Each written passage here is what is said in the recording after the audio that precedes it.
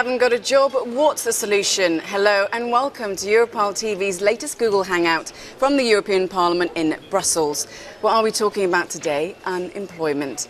Things are pretty tough here in Europe. 26 million of us are out of work. We've got programmes and EU initiatives, but are they actually working? What more can we do to turn things around? Is better education possibly the key? Joining me to give us their opinions are Portuguese MEP from the United Left, Inês Cristina Zuber, and Liberal British MEP Phil Bennion. Hello and welcome to both of you. Thank you. And for all of you watching, you can join in the debate via the hashtag EP Hangout and on the Parliament's Google Plus page or on Facebook or Twitter. Okay guys, we're launching into the first question. I'm going to give you guys a case study. So I'm a lawyer, I've been out of work for maybe 2-3 years. Obviously I've studied very hard, worked very hard, but I can't find a job. I go to countless interviews. My savings are now running dry. I don't know what to do. Do I move to another country? Using the various programs that we have in the EU, what are the solutions? Ladies first. In fact, we will have in the next year, it will begin the next year, the European Youth Guarantee. That is a mechanism that we hope that could be till the young people that have 30 years old. It's a mechanism that the member states could use in order to don't allow that young person stay more than 4 months without doing anything, without being or in education or in a job or something like this. It's a practical way to finance to create jobs. My problem and the question that I raise is that which kind of jobs will be created? Will be created just apprenticeships or traineeships or something more safe to the future of the young people? That's a problem. And of course another problem is that we don't have so many funds to this mechanism. We have just 6 billion euros to the next 7 years. And your thoughts? I mean, in this scenario, she's saying I can qualify for the as a youth, you could say, but I'm telling you I'm 32 years old, so then what? Well, if you're 32, yeah, that's a different question. Yes, the youth guarantee goes up to 30, or it's probably going to go up to 30. This is what the Parliament's position has been. But Inês has pointed out, it's only a small budget, 6 billion. I think we can't expect the EU to come up with a bigger budget because the EU budget in itself is very small. Sure. So this has got to be largely a member state issue. But for your particular circumstances, I would say to you that as a qualified lawyer, you're actually in a much better position than most of the unemployed young people out there who have a deficit in terms of their qualifications. You're well qualified. Yeah. One of the things that you could be doing is already doing voluntary work. In the UK, we have the Citizens Advice Bureau, where young lawyers will go and do some work helping out with people's problems, and it gets them work experience and it gets them into the system. This is the type of thing that people really have to do. Keep smiling, keep optimistic. So if you've been unemployed for quite a long time, then just do whatever you can is the advice. Yes. Yeah? Okay, well let's take now a question from one of our participants, Irlande from the Social Platform. Good morning. And thank you for having us in this Google Hangout. At the moment, Europe is a lot talking about job creation. Our question is there that what kind of job? Because a job is no longer a guarantee for a decent income. In some of Europe's most developed economies, people are working for as little as 55 cents per hour. On the other hand, we see an increase of fixed-term contracts, mini jobs, 0-hour contracts, involuntary part-time work, and flexible working patterns. So how are you planning to ensure that the quality of jobs and employment is guaranteed in Europe? We'll get the MEPs to answer your question now. Yeah. So, coming to you first. Well, there's about 5 or 6 different questions. Yeah, there were quite a few there. As far as minimum wages are concerned, it's got to remain a member state competence. We in the UK have a minimum wage. It's £6.30, which is about €7.5 an hour. It's been highly effective. If you have a minimum wage, it has to be on a national level. You can't have the same minimum wage in Greece that you have in Finland. It would mean that nobody would get a job in Greece. So this has to be a member state competence. But if you raise the minimum wage too high, you do hit international competitivity. You have to understand that we're in competition with China, with India, with places in the world where people will work for less, and so we have to that's concentrate. Not really an excuse, though, is it? No, we can't compete on a race to the bottom. We have to compete on quality. Was also talking about zero-hour contracts. Yeah, well, now they are a bit of a grey area. They are a grey area. For some people, they can be abused. And at the moment in the UK, we're looking at how to legislate to stop the abuse of 0 hours contracts. But for certain older workers who have specialist skills, they're actually exactly what they want. So banning them is not right, but controlling them is. But as far as flexible labour markets concerned, they're actually good. They actually create more opportunity than they destroy. Sure. So we shouldn't answer this by trying to protect the labour market, because all that does is it protects the incumbent.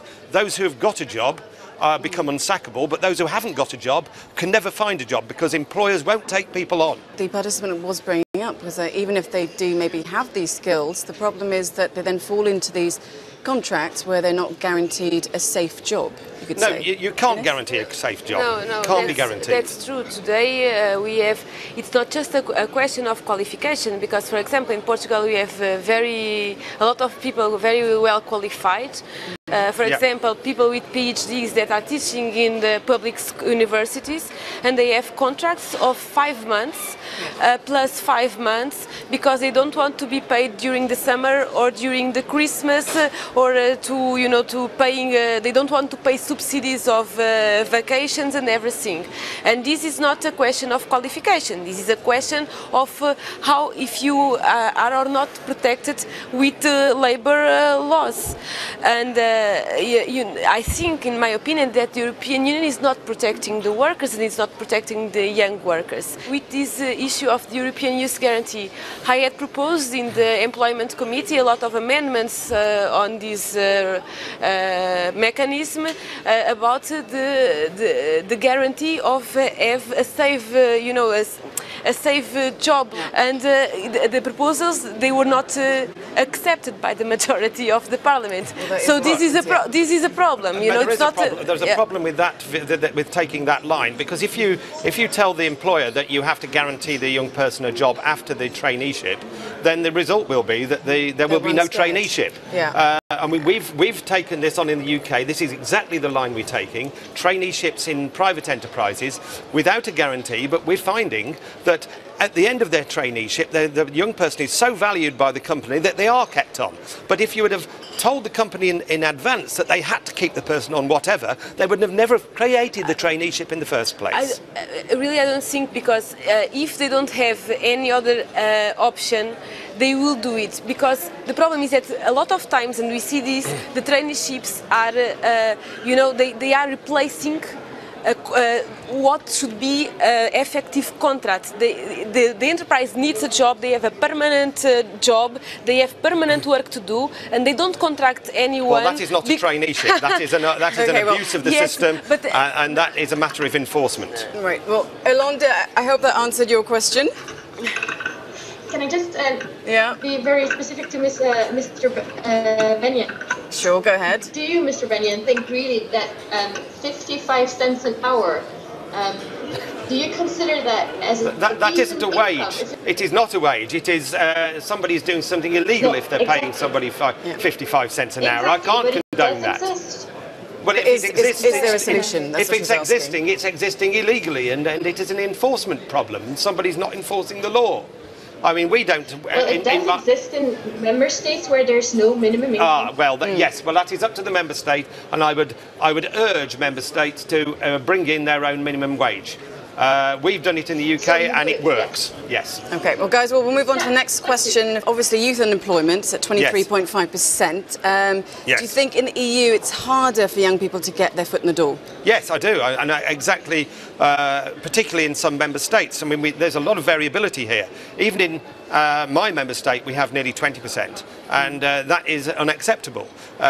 This is why we need to be very, very determined to make sure that every young person at all times. This is why the Youth Guarantee is the right approach. You really think it is? I think it is the right approach, programme, but it has to be. The member state governments have to be determined to make it work. It's not just saying it's there and job solved and walking away from it is not going to make any impact whatsoever. What Bettine from Eurochambre, her question was, she's asking about whether better training could really help young people. I mean, yes. Do you guys really think that? Well, it can, but it has to be targeted at the needs of the labour market. We have a shortage of engineers now in the UK. Can you believe? A shortage of young engineers. Yet we still have this huge amount of unemployment because we've got to get people to actually move towards the areas where there are opportunities. As I've said before, we also have to free up the labour market so older people in jobs don't simply put up the shutters and keep young people out. It's very nice to talk about this and say, you know, we've got an ageing workforce, we need to get the young people in, we need to train them. But how are you guys actually doing it? Well, we are doing it in the UK. It's slow, but we've doubled the number of apprenticeships. We've started a work experience scheme so that people who are not on a training scheme but just want to get into work experience get their wages subsidised by the government for 6 months. So we have an ongoing programme to try to make sure that all these young people are not what we call NEETs, not in education, employment or training. We have had this shock to the system in 2008, and it's taking us time to recover. So we can't pretend that there are easy solutions to this. Another question now from Kalina. I wanted to ask you how you plan to educate young people about entrepreneurship. Because a couple of months ago I had an issue myself. I wanted to take on a personal project. And I lacked the training because I wasn't trained at university. And at the same time, all the public institutions I turned to discouraged me. I really believe entrepreneurship is a solution to unemployment. I think that, of course, that internship and creator enterprises, it's, of course, one of the solutions to create jobs. This is something that we cannot question. This is important that here, the programs that we'll have in the COSME or in the program of for change and social innovation that also have microfinance to enterprises, they could work in a good way. But I have to say something. It is not. It's impossible to create enterprises when you have economies in recession.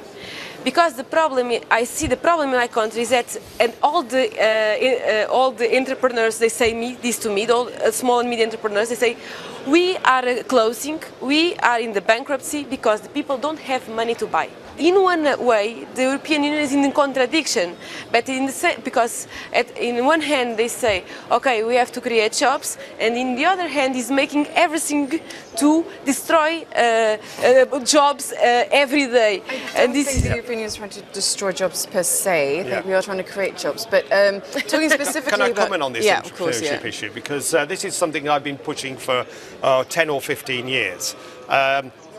It will only make a small dent in the unemployment figures in a short term, but in the long term, it's absolutely right that we need to focus more on entrepreneurship. So getting young people to maybe put their business caps on? Yes. Thinking about themselves and building I think you need to start this at school. There is too little help, I think, for young potential entrepreneurs. Do you think again national governments need to do more? Yes. Well, one of the things that national governments could do, one idea is to allow somebody to take their benefits up front for maybe 6 months or a year as a lump sum with a view to starting a business. I think Ines is wrong when she says you can't start a business in a recession. Some of the most successful businesses are started in recessions because people are thinking about new ways of doing things, how to escape the recession. It is, but you're right, we are in a bear market at the moment. We're just coming out of this in the UK, you're still in it in Portugal. But when you come out of the bear market, then people start to think, well, there is possibility out there. Well, we're running out of time. Just quickly, there was a question from Keith Moores. There was, yes. He was asking, what the Parliament could do more to help disabled people. If you just quick answer. We can do more. We should be doing more. We obviously have basic anti-discrimination laws, which come from Europe, which help help disabled people. But we can be using a lot of the funds, for instance, the European Social Fund can be diverted into these sort of projects. Ines, quick. I think I think that the European Union should make some pressure, for example, to the enterprises and also to the public administration to have, places for disabled people and with conditions created So for a these bridge disabled system, people. maybe? Yes, more or less. Okay, great. Well, unfortunately, we have run out of time, but you can watch the Hangout rerun on Europol TV's website. Just go to europoltv.europa.eu.